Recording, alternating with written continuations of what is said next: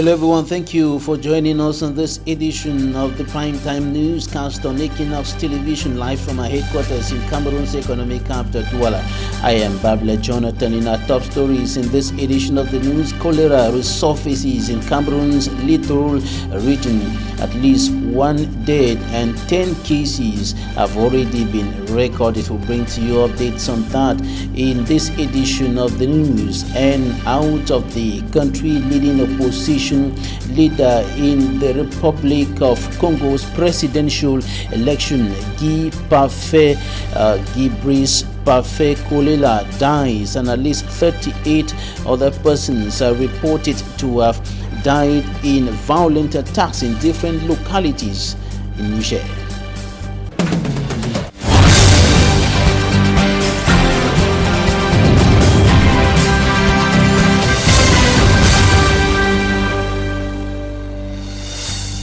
More for joining us on this edition of the news.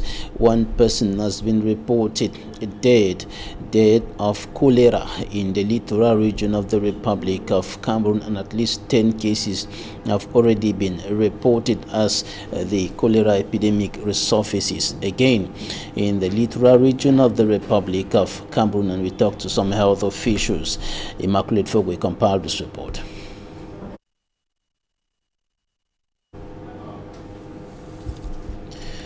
We shall be coming back to that report in a short while in this edition of the news. Time for us to talk about the coronavirus pandemic, which is also killing many more persons in the Republic of Cameroon. Many have died of COVID-19. Many have been infected with coronavirus. And of course, the public health authorities have continued urging everyone living on the Cameroonian soil to strictly respect the anti-coronavirus measures. In the southwest region, the regional delegate of public health has once more called on the population of the southwest region in particular to strictly respect all the coronavirus measures in order to stop the spread of the virus within that part of the country. Director to report. As the second wave of coronavirus pandemic penetrates, health personnel drawn from the 18th health district of the southwest region, the representative of World Health Organization in the region, and the head of private health institutions operating in the southwest recently converged on Boya under the theme, "Let's intensify the fight against COVID-19 in the community." We have to do a broad-based sensitization.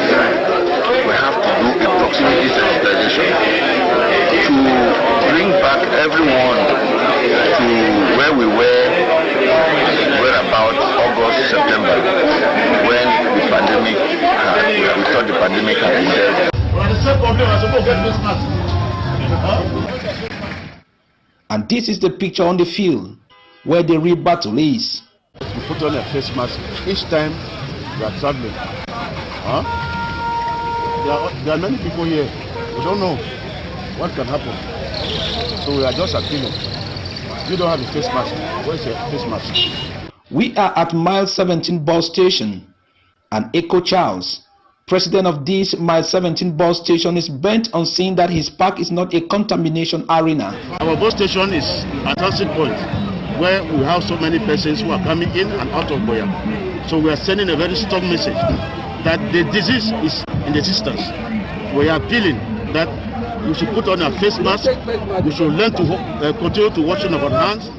Though the battle to encourage social distancing seems to have been lost almost everywhere, but at mile 17 bus station, the management here say they are winning in the direction of Operation One Man One Face Mask and the regular washing of hands as they distribute free face masks to all. If you don't have, indicate, we'll give you one. We are here to give it free.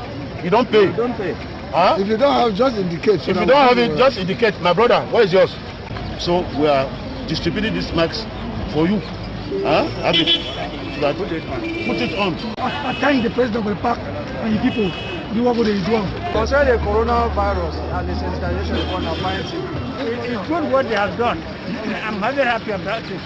And they say it will be a continuous process until COVID-19 gets tired and leave them alone. Njombe Penja in the Mongo Division, Littoral region of the Republic of Cameroon, is mourning the mayor of that municipality. Paul Eric Kinge gave up the cause last night, and according to administrative authorities, he died of COVID-19. It was in this report by Charles Ekome. The news struck the population like a sledgehammer to the head. The mayor of Njombe Penja, Paul Eric Kinge, is no more.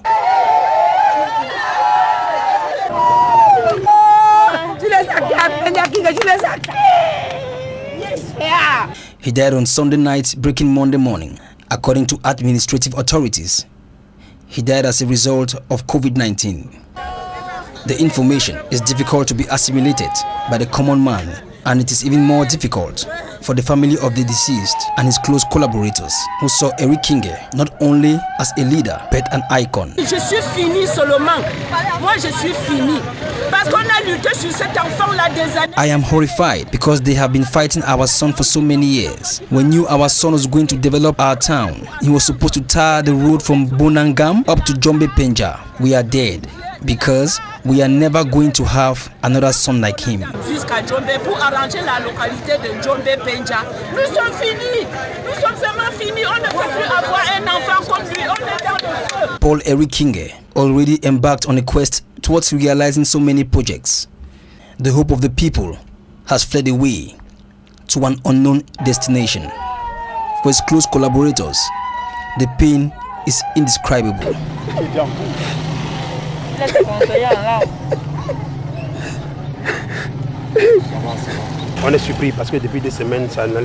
For the past 2 weeks, he had a couple of headaches.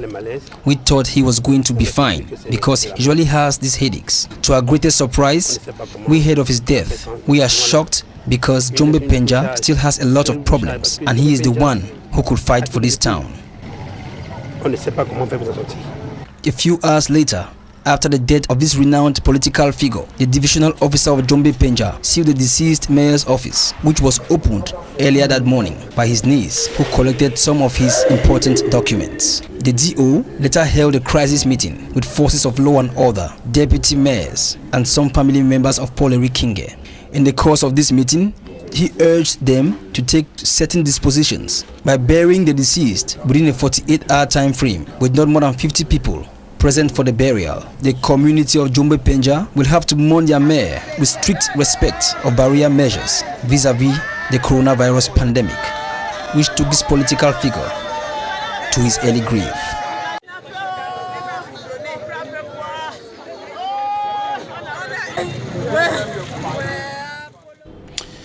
Who was Paul Eric Kinge? Charles Ekome answers that question and takes us into the political battles of the former mayor of Njombe Penja. Bosse chaque jour, un peu grandement, un peu fortement. Deceased mayor of Njombe Penja, Paul Eric Kinge, was a politician who faced adversity from the regime and fight against tribalism in Cameroon. On February 8, 2008, Paul Eric Kinge, newly elected mayor of Njombe Penja at the time, was picked up at his home and brought to court. The state of Cameroon accused him of being one of the instigators of the violent riots that bloodied the country. The mayor was suspected of having contributed through rioting. His defense called out for perseverance, but nothing helped. The sentence of the court was heavy as he was sentenced to life imprisonment.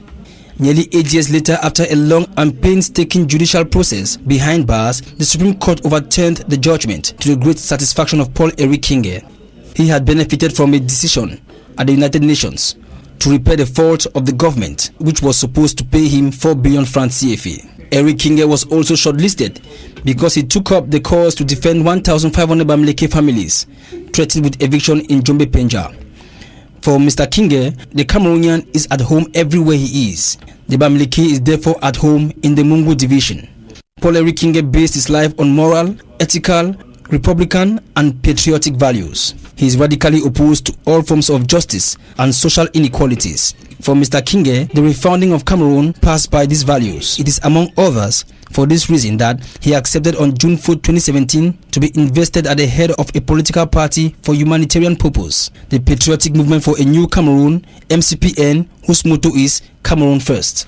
Eric Kinge was also the campaign manager for Professor Maurice Kamto during the 2018 presidential elections.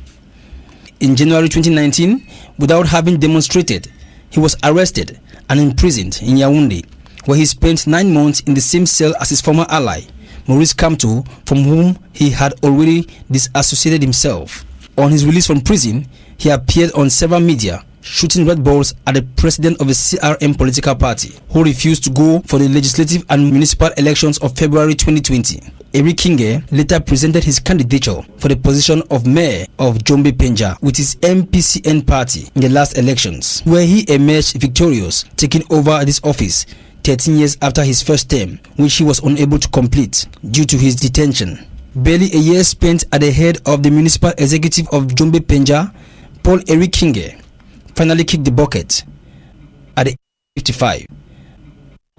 The Littoral Regional President of the Social Democratic Front, Honorable Jean-Michel Nincho, says his comrade and first Vice President of the party, Honorable O.C. Joshua, has excluded himself from the party, notably in the littoral region of the country. And he made this statement after an extraordinary regional executive meeting which took place here in Douala, coming on the heels of stiff criticisms against Honorable O.C. Joshua over his signature on a letter sent by some members of Cameroon's lower house of parliament to the U.S. Congress, criticizing the congressmen for what they considered as misleading presentation of the security situation in the Republic of Cameroon. Details with Charles Ekome.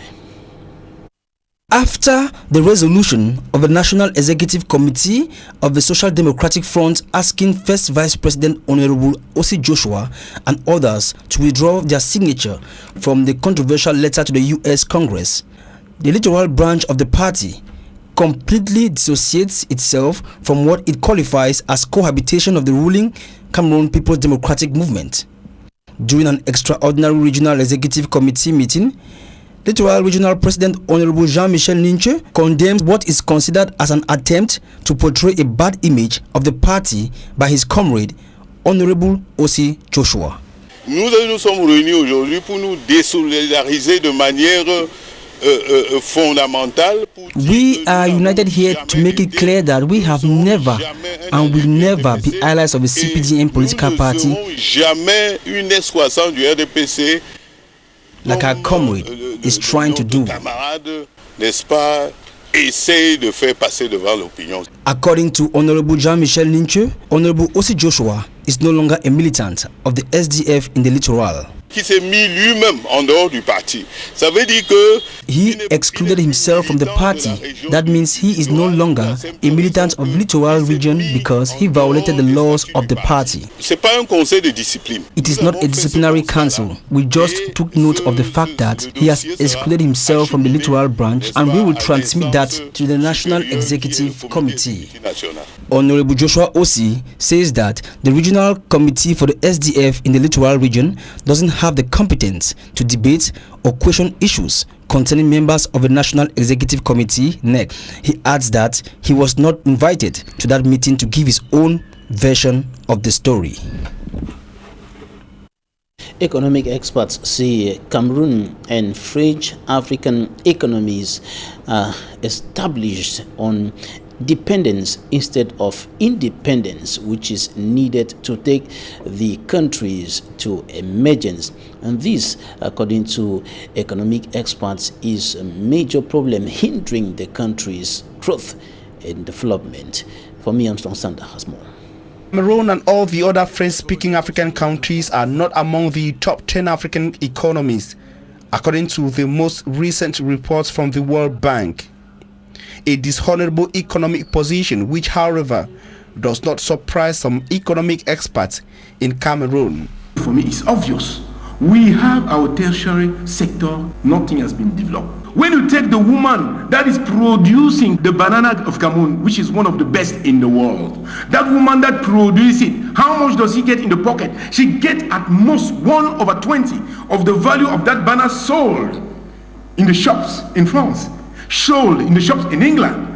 Although even there's no much transformation. Now, if you get now to what they drink from banana, juice and all, I'm telling you, at most, she gets 120.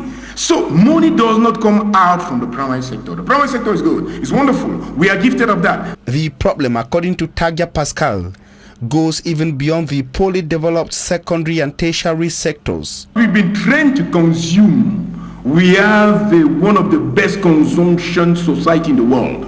At once I read in a document that Cameroon was rated the 27th for consumption of champagne in the world. Cameroon, just like China, at the same level of China. Can you imagine? So we are just, they are not producing, just consuming. To a reformist and educationist, Dr. Nick Ngwanyam, the poor economic performance cannot be separated from what he calls an archaic educational system practiced in Cameroon and the other French-speaking African countries. When the French came into our countries, they said they would control our education. And that's where the problem started. And then the kind of education that they gave us was the education where you go to school and universities to study subjects. And so our college techniques and technical schools were not helped to survive. And then they gave you all these grammar schools, and you end up with universities where you are teaching people French grammar, English grammar, history, philosophy, and so on. And at the end of the day, you have 90% of your youths coming out with the best degrees and the best grades, and they cannot solve a problem. On the way out, teach the people to grow the rice. If we can teach the people to grow the fish, we will create jobs for the thousands of youths who are on the street. The 300 billion that we waste every day to import fish and rice will be earned by our children, and they will not have capital flight. We'll have a positive balance of trade, and then we'll not have violence. We talk about changing, getting off the CFA franc. We have experts standing. We need to get. It's a simple measure. Having your own currency means to have a production that is backing the value of that currency. It doesn't just mean having a currency to put in the pocket. No. And that's why maybe Nigeria is the best example we can ever take. Nigeria is taking off how? Why? Because the government is backing the tertiary sector.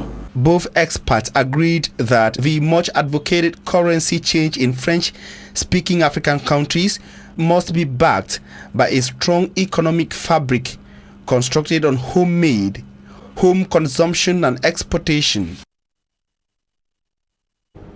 The director of the Higher Teachers Technical Teachers Training College in Kumba has urged economic operators or businessmen in Kumba to partner with the school to achieve the goals of the head of state. That is the goal of emergence by 2035. And Professor Akume Daniel made the call over the weekend during the open door days of that institution, and it was the first open door days organized by that school since it was created in 1994.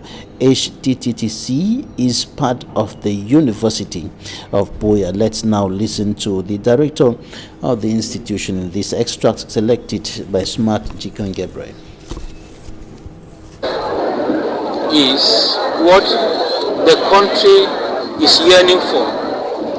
We want middle-level technicians in Cameroon that can drive the economy forward, and these are the people that can do it. These technicians that we are training, this vocational training that we are doing, this technical education, that is where the workforce will come from to drive the engine forward that will launch this country to where we want to get to. The Minister of Higher Education had already provided resources to the Vice Chancellor to start construction work. It was already about being done before the insecurity that stepped in. Now we go back to the news concerning the cholera epidemic in the littoral region of the Republic of Cameroon. Manuka, New Bell, and Bangé neighborhoods in Douala have recorded at least 10 cases of cholera, and one death has also been recorded in the new cholera epidemic in the country, notably in the littoral region of the country, and health officials are now battling to put the health challenge under control. Immaculate Fogwe reports. The recent resurgence of cholera cases reported in neighborhoods like Manoka, New Bell and Bange in the littoral region rings a bell on the need for everyone to be cautious. A total of 10 infected cases and 1 death has been registered in these areas. Health experts give reasons for the recent rise of cholera cases in the city of Douala. The unhygienic living conditions, open defecation, and ignorance about the spread of the disease are the major reasons for the occurrence of cholera in these areas. Though the number of cases are still significantly low compared to last year, experts warn against an explosion of cases in the months ahead if hygiene measures are not respected by the population. Concerning the cholera outbreak in Nilong, for this year we have not had cases, but as compared to last year, we had cases last year starting as from the 4th of January, which we recorded our first case, and this case died in the community before the message ever reached us in the district. Throughout last year, we had about 93 cases for the whole of last year. During a response briefing organized in the city of Douala, health experts agreed on carrying out preventive campaigns in their respective neighborhoods between March 25th and 30th. We are vaccinating as from 1 year upwards, including pregnant women. For the strategies, we will go from door to door. We have vaccination teams that will be going from door to door. We will have fixed force who should be in health facility.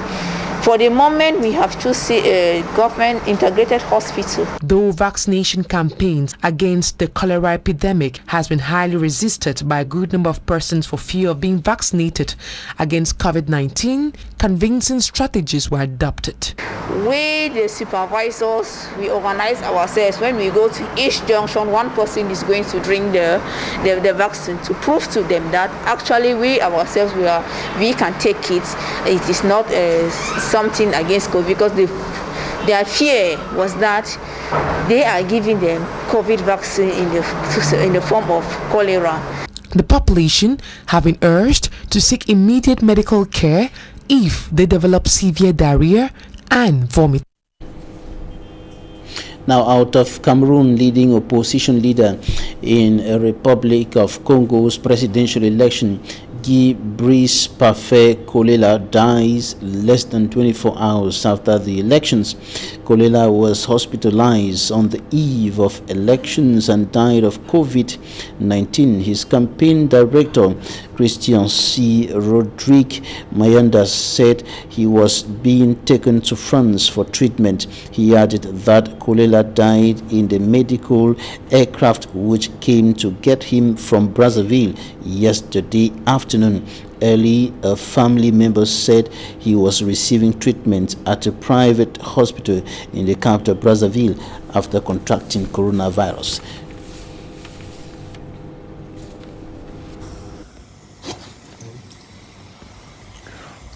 Mes chers compatriotes, je suis en difficulté. Je me bats contre la mort, mais cependant, je vous demande de vous lever. Allez-y voter pour le changement. Je ne me serai pas battu pour rien. Battez-vous. Je ne me serai pas battu pour rien. Levez-vous comme un seul homme. Faites-moi plaisir. Je me bats sur le lit de mort. Vous aussi battez-vous pour votre changement. Allez-y. Il y va de l'avenir de vos enfants. Battez-vous. Merci. Those were some of the last words of opposition leader Guy Brice Parfait Kolela, who died of coronavirus. Out of the Congo Republic, we are now taking you to Niger. At least 38 people are reported to have died in violent attacks against civilians in 3 different localities in Tilia, Tawa region of Niger, and the victims are mainly internally displaced people and some injured persons. The attacks have or were launched by armed individuals who targeted people gathered around boreholes and wells for cattle. It is believed that the attacks could have been the response of several arrests of people suspected to belong to non-state armed groups in the localities. The Tawa region is regularly facing raid of non-state armed groups and criminal activities, including kidnapping and trafficking. The presence of security and defense forces has been reinforced over the previous weeks. This managed to reduce criminal activities, but activism of non-state armed groups remains a constant threat for civilians. And that's it for the first part of this newscast. Coming up next, Talking Point. Before we go to Talking Points, we now take this advertorial compiled by Smart Jikan Gabriel, one of the institutions in Yaoundé. It was a happy day for the students of the Academy of Health Sciences, ASA, located in Vogbeti in Yaoundé.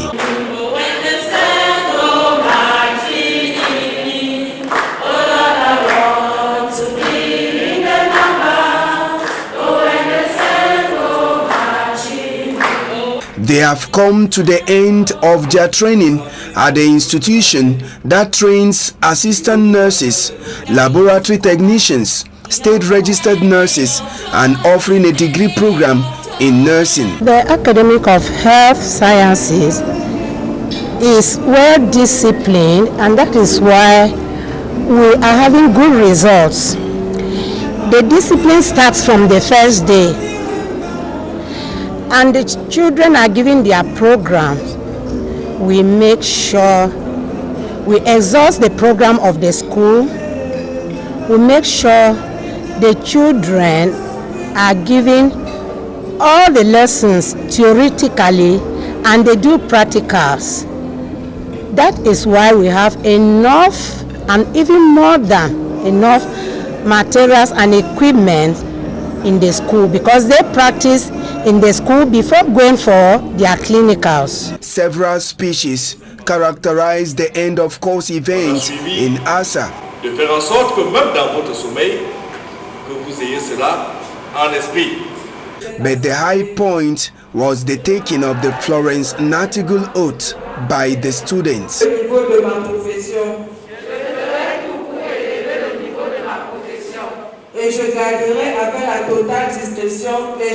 The students, who have had more than 5 years of training, were told to be ambassadors of ASA, particularly at this tough time when the world, and Cameroon in particular, is also confronting the problem of COVID-19.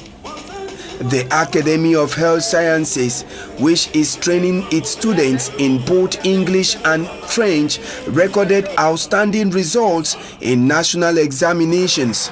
Reasons why students who study in ASA are drawn from all parts of Cameroon. Je suis le enseignant-chef Fortu John. Je suis tellement fier de la qualité de notre éducation, puisque je me suis rendu compte que être infirmier, c'est plus la pratique. Alors avec la salle de pratique de ASA, Académie supérieure de sciences de la santé, qui se trouve à Vogbeti, en face de la GP Mélène, à Yaoundé, je me sens vraiment, je suis d'accord, je suis capable. My name is Alulombom Larissa, a degree student from the Academy of Health Sciences. We are very, very happy. ASA, Academy of Health Sciences, is situated at Vogbeti, Yaoundé. ASA happens to be the only bilingual school in the country, and I can assure you that if you come to ASA, you get just the best. Other highlight of the graduation ceremony was the awards of end of course attestations.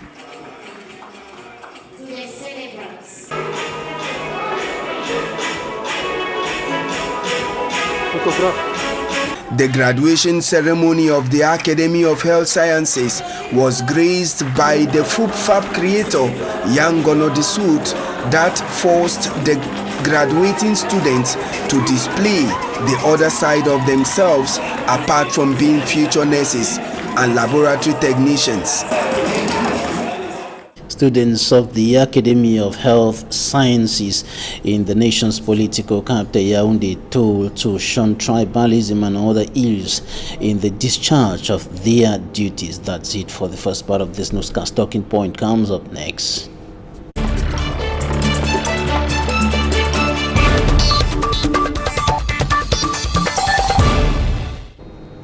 Thank you for staying with us in Talking Points. We are receiving a young politician. Dr. Oscar Ismail is the Littoral Regional President of Socialist Youth, and he is a member of the NEC Political Action Committee of the Social Democratic Front, chaired by Honorable Jean-Michel Ninche, Regional President of the Social Democratic Front in the Littoral region. Oscar, you're welcome. Thank you, Jonathan, and thank you for all your views.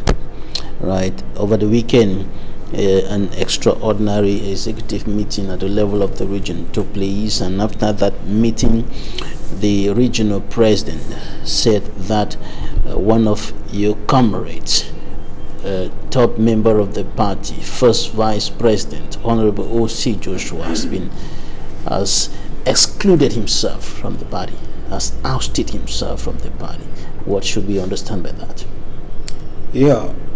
We are going to say that the Regional Executive Committee, presided by Honorable Jean-Michel Ninche, seated on the 21st March of 2021. The Saturday, Saturday, right? It was a Sunday. Sunday. Yesterday, Sunday, yeah. On effort to take note on all the anti-party acts perpetrated by Honorable Joshua Ossi since 2080 right up to date. So the members of the regional executive committee seated, and they just ascertain and note all these anti-party actions that have been put in the resolution that you have here. Amongst them, we can note the fact Honorable Ossi sent a congratulation letter to Mr. Bia in 2018 to congratulate him after the election, the presidential election of 2080, why the party was still contesting the results, the electoral procedures, because as you know, in Northwest and Southwest there were no elections did not took place there, and it's the same scenario was that we witnessed in 2020.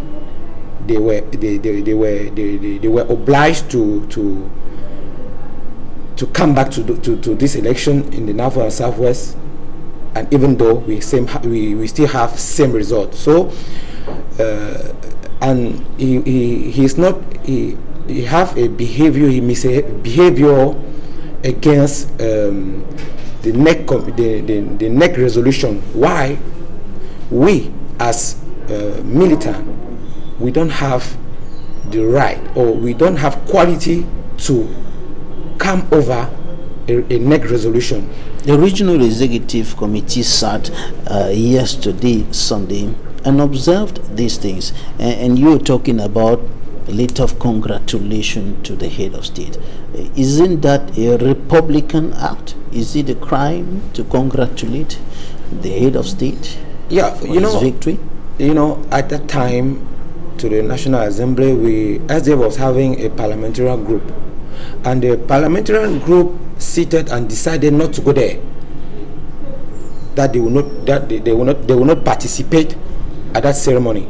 But Honorable Oshi, ceremony of presenting New Year wishes. No, the ceremony of okay, I was talking about another thing. The ceremony of swearing of Mr. Bia at the National Assembly. the parliamentarian of SDF, they decided not to attend that session, but Mr. Honorable Joshua Osi decided to go there alone, passing over the decision of the president of the parliamentarian group of SDF at the National Assembly. I want to get something else. No, the problem is that before we go further, I want to be sure that we are understanding what you're saying. Is it just about the fact that the party decided to go to the left and he thought, no, let me go to the right? Because when you look at a message of congratulations to the head of state, everybody will understand that it's a Republican act. When you look at his presence in the ceremony, the swearing-in ceremony of the head of state, he is a parliamentarian of the nation, and beyond that, he is a Cameroonian, and he can be anywhere at any given time. Isn't it right? The problem is that we are not sanctioning the act itself, but we are sanctioning the impact of the act that act on the field, because you know, we as militant on the base, we are the person who are receiving much of the impact of this act of committed by Honorable Joshua Osi, because you know, when we are attending some political platform of discussion, our opponent take it to hit back our actions and say that, okay, the behavior of Honorable Joshua Osi has proved enough that he's dealing with the CPDM party, because this anti-party action taken by Honorable Joshua Osi have been sanctioned before in the party. That's something that we have to notice. It was not a disciplinary council, it was an executive committee where the base come up to just to note and ascertain all this act. We then went to our status and found in the Article 8.2 that he who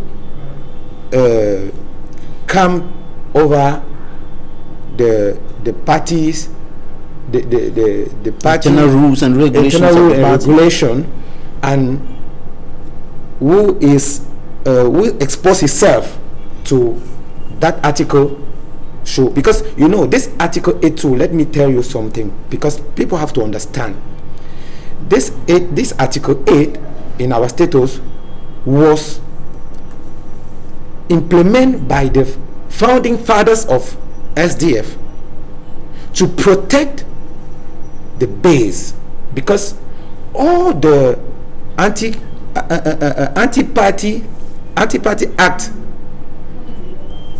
that are taken every day by militant can only be noted by militant, because when you go to the neck, you are not sure that you have enough time to talk about all this. Now we have to, the occasion have been given here, as we have made it in 2002 with Professor Gwasiri, who signed a petition called how they call it,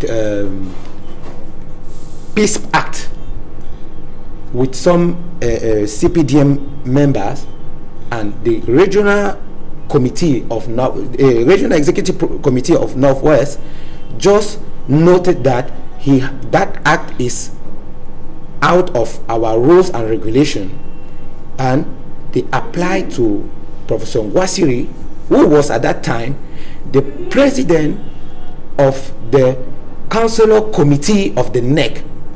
But O.C. Joshua said that the regional executive hasn't got the competence to debate on issues concerning a NEC member. No, it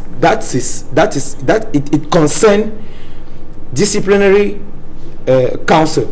You people, regional executive committee, yes, don't have capacity to take a NEC member to a disciplinary council. But we notice here in Douala 1 that Honorable Joshua Osei, with Maitre Adeline Jomga and late Mayor Lotin Same, took Mrs. Kawala to a disciplinary council in Douala 1, where she was a member of NEC. What was not going, what was an action unconform to our status, which was in violation of the rules and regulations. So this A2 given to him has a foundation in our status, on a party status, and everyone can go and found it there. It's not like we have something against him. He's the one who went to the field and commits a certain number of which according to what you say now, according to the text, according to our status, which are anti-party, and the sanction is an auto exclusion, as said by the status of the party. That's why Honorable Jean-Michel Nietzsche said that the Honorable Member of Parliament, first Vice President of the party, has excluded himself from the party. According to O.C. Joshua said that the issue is not in the competence of the regional executive to debate matters concerning a national executive member, and he also said that he was not invited to that meeting to give his own side of the story. Donc, Oscar Ismail, you are the Littoral Regional President of Socialist Youth and member of the NEC Political Action Committee headed by Honorable Jean-Michel Nietzsche. Thank you for your time. Thank you, but let me just add something, is that Honorable Joshua Osei was invited to the meeting, but he did not come. Thanks, ladies and gentlemen, for staying with us. That's it for today.